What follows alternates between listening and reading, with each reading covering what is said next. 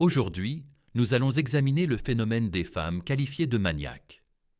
Existe-t-il vraiment de telles figures? Pourquoi sont-elles beaucoup moins nombreuses que les hommes? Quelles motivations les animent? Nous nous pencherons en détail sur l'affaire de Maria Petrova, souvent décrite comme l'une des rares maniaques dans l'histoire de la criminologie russe contemporaine. Pourquoi la qualifie-t-on d'assassin de type masculin? Pourquoi s'en prenait-elle spécifiquement aux hommes? Et pourquoi n'a-t-elle pas été incarcérée en prison?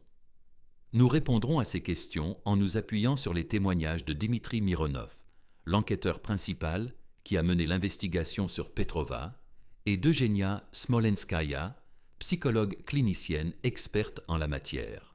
Au début du mois de mars 2002, un jeune homme de 20 ans a été tué à un arrêt de bus près du théâtre Shalom, sur le boulevard Varsovie.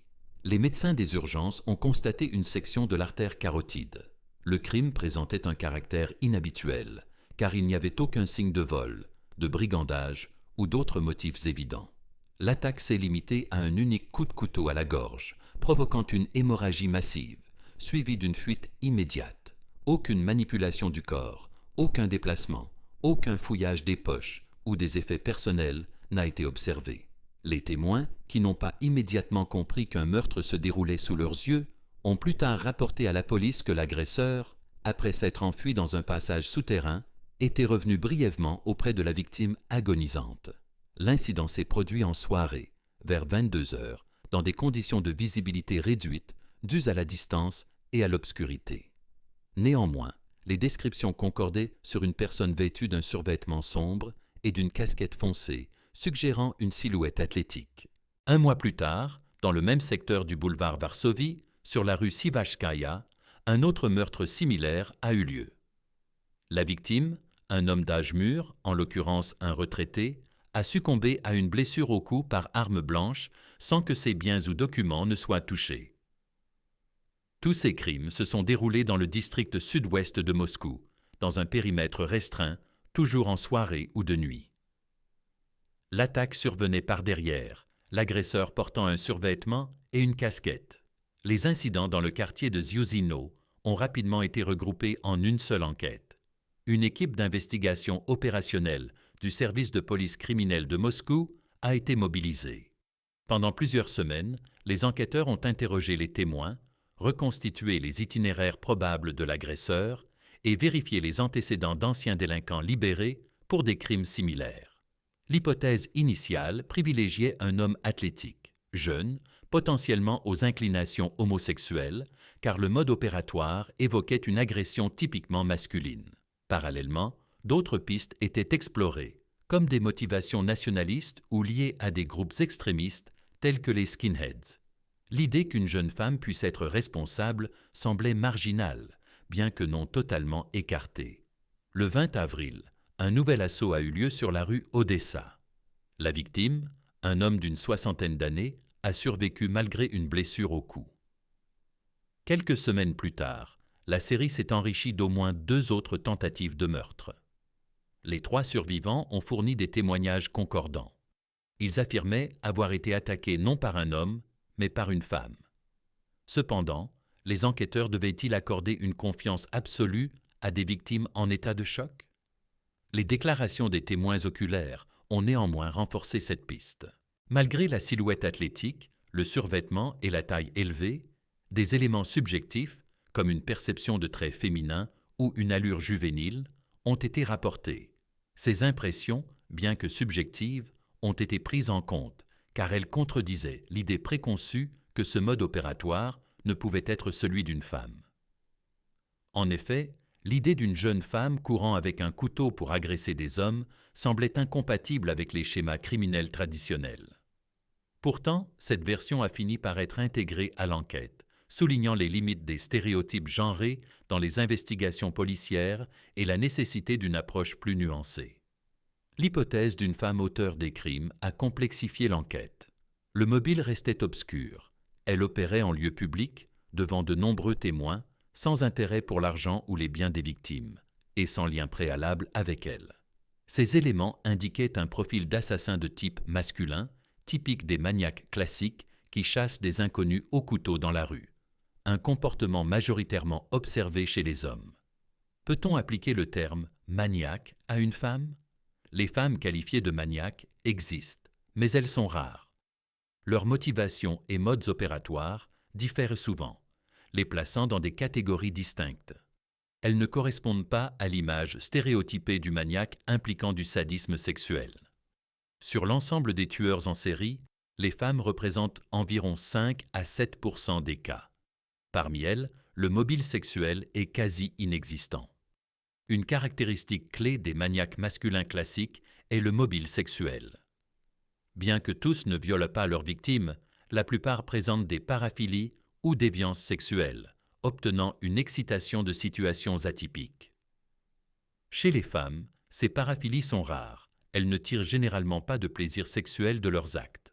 Les explications manquent de validation empirique, mais des spéculations existent. Les hommes, en cas de rupture psychique, intègrent plus profondément la sexualité à leur identité, tandis que les femmes se réalisent via des rôles de soins, comme mère ou épouse. Ainsi, leurs crimes sériels touchent souvent ces domaines d'identité, révélant des dysfonctionnements institutionnels dans les systèmes de protection sociale et familiale. Nous reviendrons à l'enquête sur les crimes de Ziusinho, mais examinons d'abord des exemples historiques de la criminologie soviétique et post-soviétique pour comprendre les motivations des femmes tueuses en série. Le mobile dominant est la quête de gains matériels, éliminés pour des assurances, des biens ou pour écarter des obstacles. Cela conduit à un mode opératoire instrumental, rare chez les hommes, empoisonnement ou asphyxie, évitant la violence visible pour minimiser les traces. Dans les classifications officielles, ce mobile est qualifié d'hédoniste, visant le confort. Ces femmes sont souvent appelées veuves noires, soulignant les failles dans les contrôles des assurances et des héritages, ainsi que dans la surveillance des transactions familiales. Tamara Ivaniutina en est un exemple. Née en 1941 à Toula, dans une famille nombreuse, elle vivait dans une petite chambre d'appartement communal, marquée par des conflits avec les voisins. Ses parents, Anton et Maria Maslenko, ont recours à un moyen radical pour régler les différends, l'empoisonnement. Leur première victime fut un voisin bruyant, empoisonné par des pâtisseries contenant une solution de cléricie, un mélange toxique au thallium utilisé en géologie pour mesurer la densité des minéraux, mais létal pour l'humain. Le voisin succomba malgré les soins. 2 autres femmes suivirent, l'une pour une remarque sur la propreté des toilettes, l'autre pour un commentaire sur la santé de Maria. Anton administra le thallium, via une vodka offerte pour Ju Air, la guérison de son épouse. Ces actes révèlent des lacunes dans les enquêtes médicales de l'époque, où les empoisonnements étaient souvent confondus avec des maladies naturelles, et dans la supervision communautaire des logements collectifs. Après l'école, Tamara épousa un chauffeur routier bien rémunéré, propriétaire d'un appartement de 2 pièces, où elle s'installa, emportant un flacon de cléricie. Dès les premiers jours, elle administra de petites doses de thallium à son mari, sachant que l'accumulation progressive mimait une dégradation naturelle. Revenant d'un voyage, alopécique et affaibli, il consulta pour des douleurs aux jambes et mourut d'un arrêt cardiaque.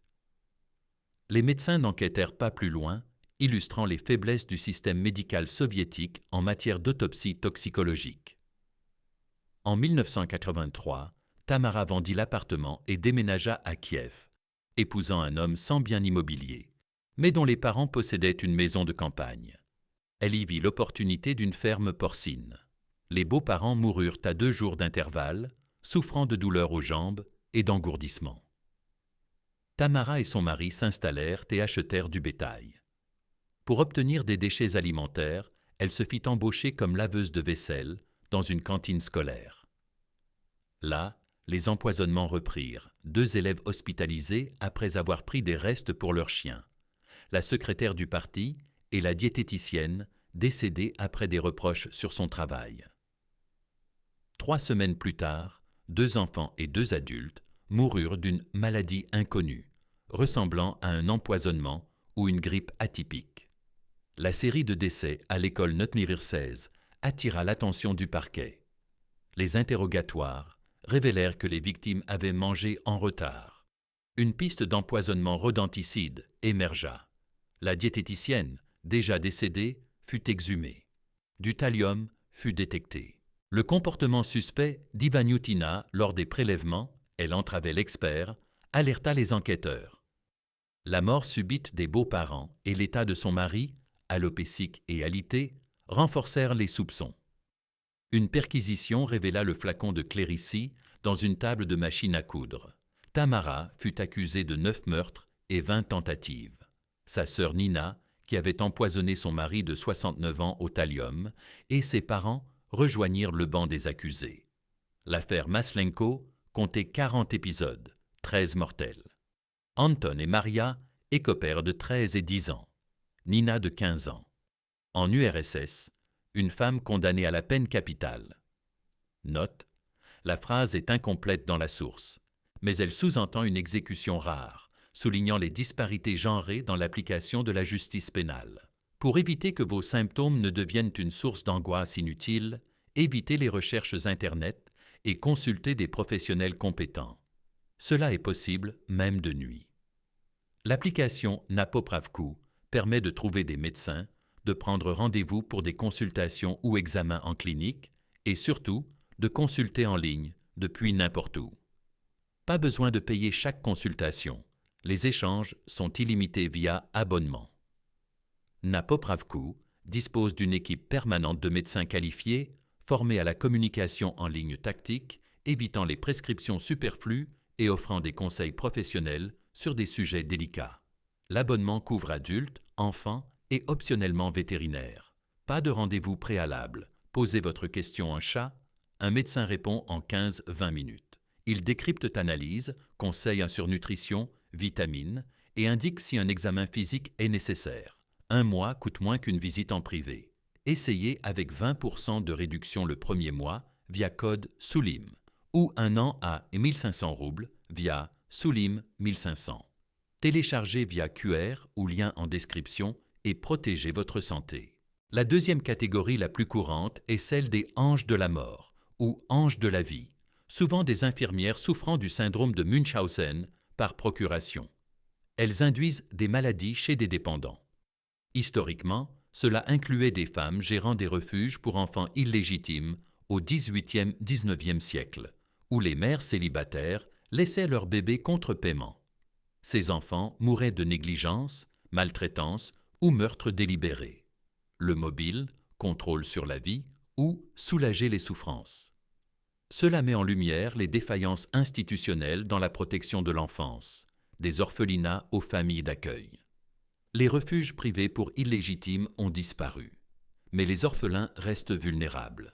Svetlana Oklei en est un exemple contemporain de ange de la mort, dont les victimes furent ses enfants adoptifs.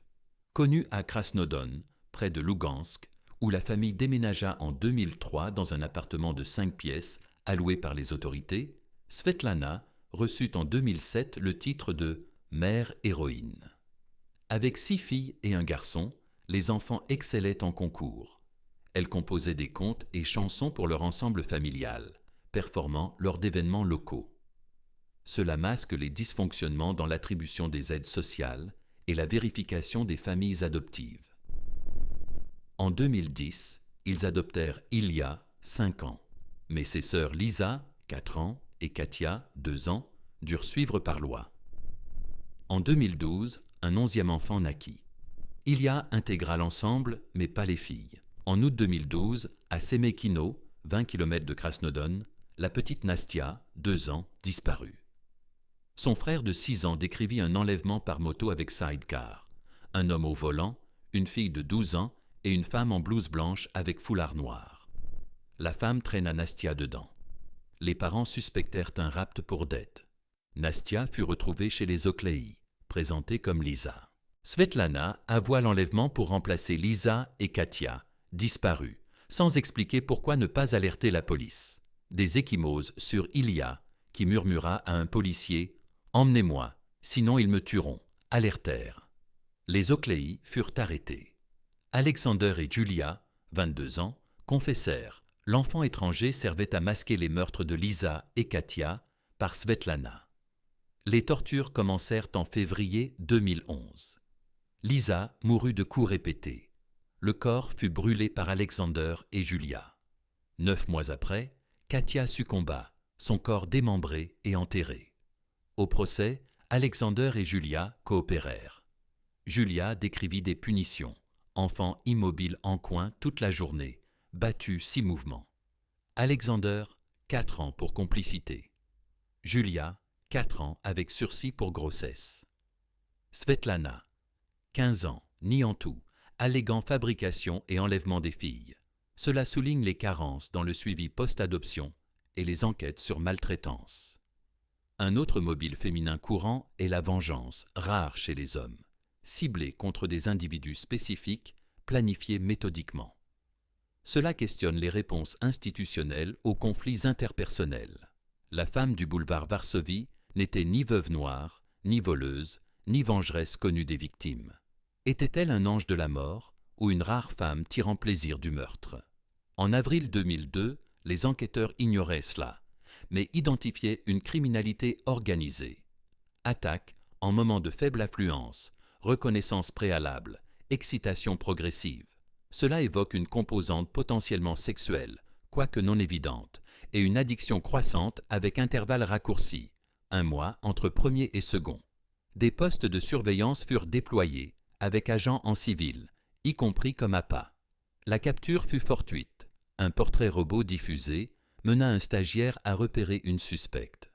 En ramassant une cigarette, il vit une tache de sang sur sa basket. Avec un collègue, ils la suivirent jusqu'à son domicile et alertèrent.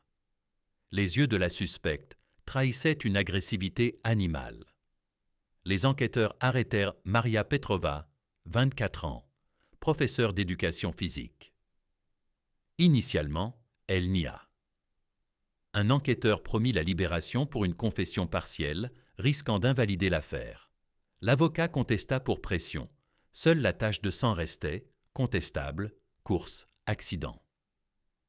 Dmitri Mironov établit un contact psychologique honnête, sans promesse. Petrova confessa, révélant des prédispositions. Sur sa formation au meurtre, les sources divergent. Une version. Enfance normale, parents sportifs respectés, sans abus. Née saine, élève moyenne, intérêt typique. Autre, repliée, agressive, envers animaux et pères. À l'adolescence, troubles schizotypiques diagnostiqués, mise sous surveillance psychiatrique. Les troubles schizotypiques ont une base génétique, activée par stress, trauma, bullying, mais ces personnes sont plus souvent victimes que agresseurs. Cela interroge l'efficacité des dispensaires psychiatriques dans la prévention. Malgré le diagnostic, elle pratiqua la natation compétitive, puis abandonna à 18 ans après un viol présumé, décrit comme non traumatisant, droguée par un connu lors d'une soirée. Elle rentra chez elle, ignora la suite. Avec un soutien environnemental, beaucoup compensent, sans, les troubles s'aggravent, soulignant les failles dans l'accompagnement post-trauma. Après l'école, cours de secrétariat, emploi instable, vendeuse, serveuse. Focus sur vie personnelle, attractive, active sexuellement, mini-jupe, club, désapprouvée par parents. Grossesse, fausse couche, menace d'internement. Relation avec un ami de frère, banal, suivi de conflits familiaux standards.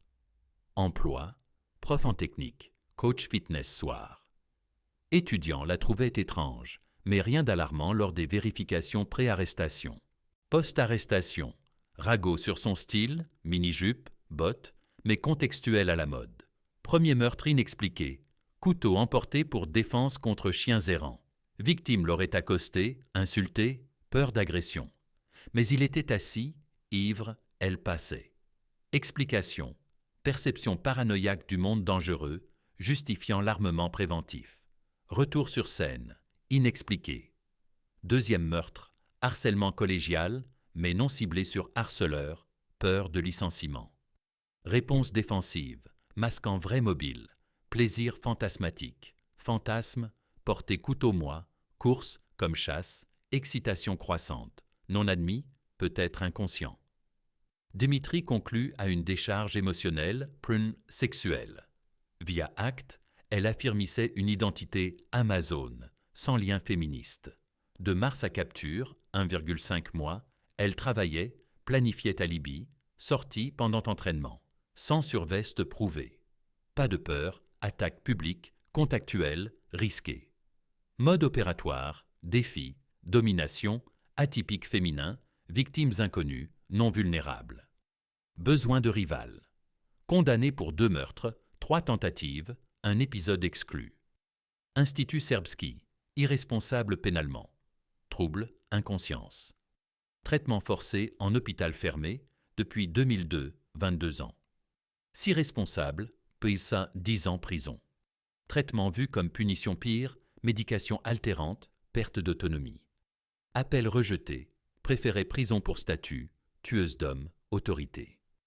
2 évasions, transfert strict, retour Moscou. Examen semestriel, dangerosité, remords, absent. Parents visite, relations améliorées, mais craignent sortie, réaction sociale. Petrova rêve famille, enfant, étudie anglais. Mironov repris contact pour film. Hollywood, puis Russie. Voit en elle une victime de facteurs cumulés, sans explication définitive de psychiatre. Voici l'histoire de Maria Petrova, tueuse en série. Merci d'avoir suivi. Abonnez-vous, likez, suggérez thème en commentaire.